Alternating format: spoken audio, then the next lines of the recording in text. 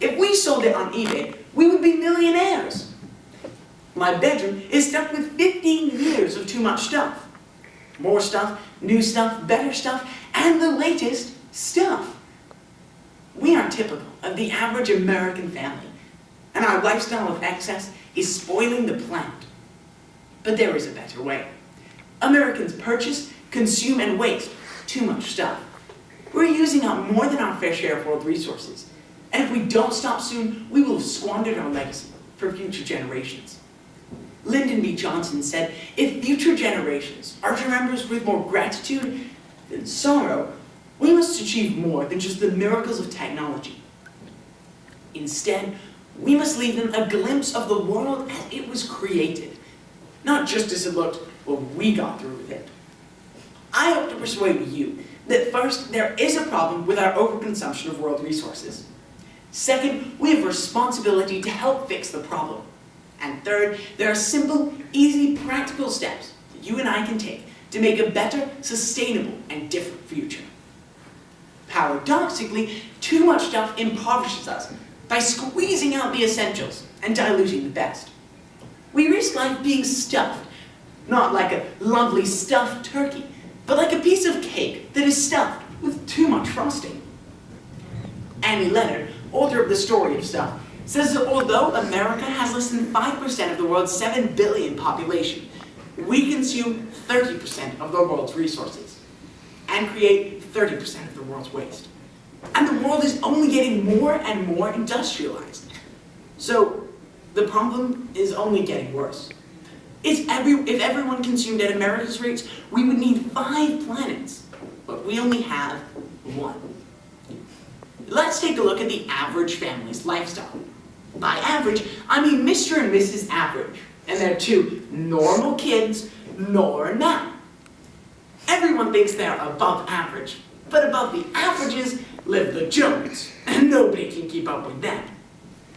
All of the statistics are from Ben Lowe's book, The Green Revolution, unless otherwise stated. Mr. Average tries to work in an old pickup that sadly spews out noxious fumes, polluting the atmosphere. A World Wildlife Survey found that since 1970, 1/3 of all wildlife species on the planet have been wiped out. Mr. Average works in the average office, and in the average year, America uses on average, America uses enough paper to build a 10-foot high wall all the way from New York City to Tokyo. At home, Mr. Average's family is getting ready for the day.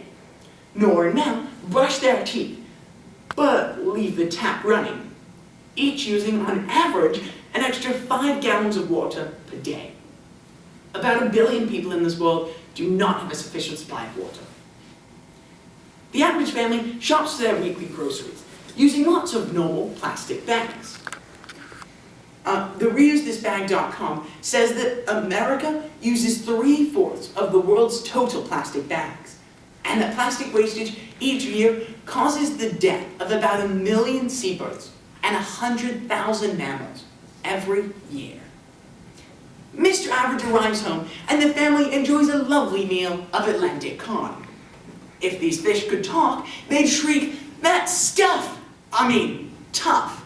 Because these fish are in serious danger of extinction due to overfishing. The average family eats outside, sitting on their tropical hardwood chairs. A United Nations Environment Report says that the world uses 32 million acres of forests every year. That's about the size of England, where I was born.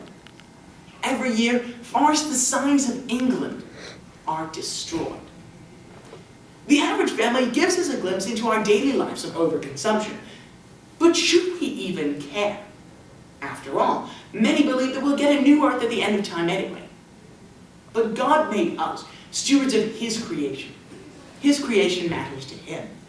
Environmentalist Vince Morris said, "One of the greatest puzzles of American evangelicalism is why aren't we at the forefront of the creation care movement? Our doctrines are a natural fit with the love for and care for God's creation. Indeed, God tells us our first commandment our first commandment was to care for His creation in the way that He cares. God cares if you care. If you don't care, take care, because God cares. When we care like God cares, we can do exceedingly abundantly, above and beyond. God says in Genesis 2:15, the Lord God took man and put him in the Garden of Eden to work it and take care of it. When I first thought about saving the environment, I thought the only way was to live in the woods and eat worms. Thankfully, there are much easier steps that we can take to make a better, sustainable, and different future. Remember the 3 R's? Reading, writing, and arithmetic? No! Instead, recycle, reduce, and rethink.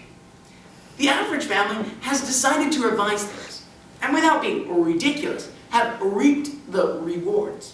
Simple solutions make a really big difference. All of the results and facts and figures are from 50waysttohelp.com. First R, recycle. Mr. Average, shocked and stunned at the paper wastage at work, starts recycling in his office, printing on both sides of the paper, and is getting ready to go paperless. Nora and Mel realize that they can recycle their glass root beer bottles to stop the glass from sitting in a landfill for 1,000,000 years. At my home, our family fills 3 huge trash bins each week. Our town recycles, so I spray painted one of the lids blue, and then another, and then our dog. Whoops. We now recycle twice as much as we trash. If everyone just recycled the Sunday newspaper, we would save 500,000 trees each week. Second R, reduce. The average family reduces their consumption. They start buying stuff secondhand, not just because it's cheaper, but also because it prevents new waste. Nor now turn off the tap when they brush their teeth. The average family now chooses to use 99-cent reusable shopping bags, like my family. They really enjoy some freedom from the tyranny of materialism. They don't have to keep up with the Joneses, because this is better. When Mr. Average's Chevy croaks, he buys a pre-owned hybrid to decrease both fuel consumption, pollution, and saves a lot of money. Final R, rethink. The average family rethinks their waste and starts composting. Oh, that's better. Using the Monterey Bay Aquarium Seafood Watch website, they now choose to eat non-endangered fish from sustainable fisheries. They make cool, contemporary seats from fallen logs and walk in the woods. Ah, that smells good. They really enjoy God's marvelous creation more than ever before. I had no idea that my average thoughtless actions had such consequences. Today, we have seen that we have a responsibility to help. There is a major problem going on, and we can recycle, reduce, and rethink.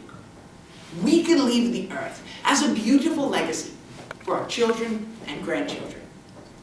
One last story that has been told by author Lauren Isley. A boy was walking along the beach, picking up stranded starfish and tossing them back into the sea. But there were thousands of them. A man asked him why he was bothered to toss a few back. What difference could he make?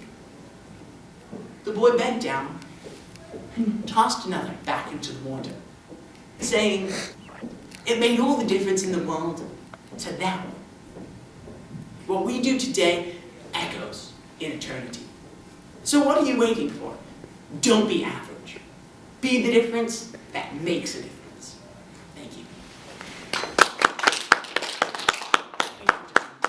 Thank you for your time, boys.